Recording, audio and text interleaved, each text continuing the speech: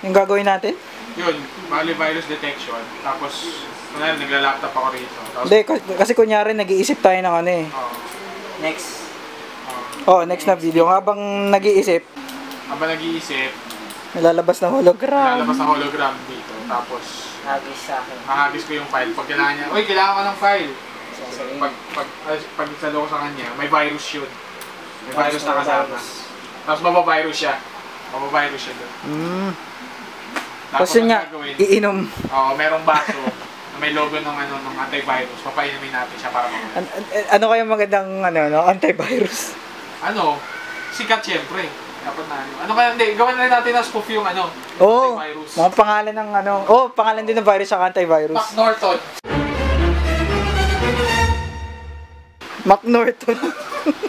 Pwede natin na-edit yung logo nun eh. Ang logo kasi ng Norton, para siyang shield na kulay dilaw.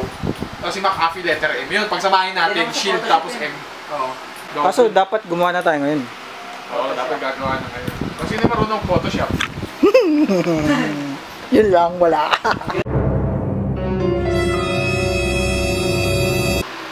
Ito yung logo ng Norton. Oo, tapos Lalagay natin yung M sa gitna. Ayan. Yun, tapos Ngayon, ida-drag mo lang. Since PNG. Oo. Ida-drag mo lang yan. Click mo lang yung drag tool. Tapos Ida-drag mo lang tong image. Ayun, ganun lang siya kasimple sa CS3. Ganyan. Oo. Malaki. I-resize mo. Control-T mo lang. Control-T, okay.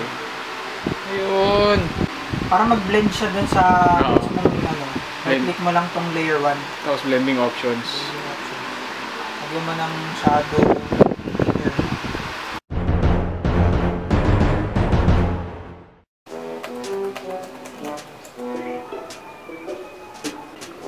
Ito yung isa, dalawa. Tingin mo nga. Ito. Wala, virus to eh. Ano yan, virus? Yan eh, Ito naman, Sabi may naglakad eh. 3. Format lang yan.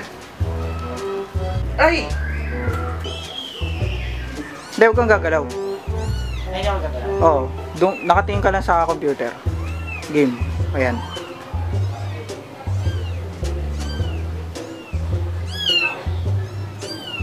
Pati pusa nag-iisip din eh, Ayan, okay na.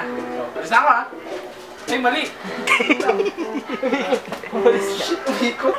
O yan. Okay na. So, alis na ako.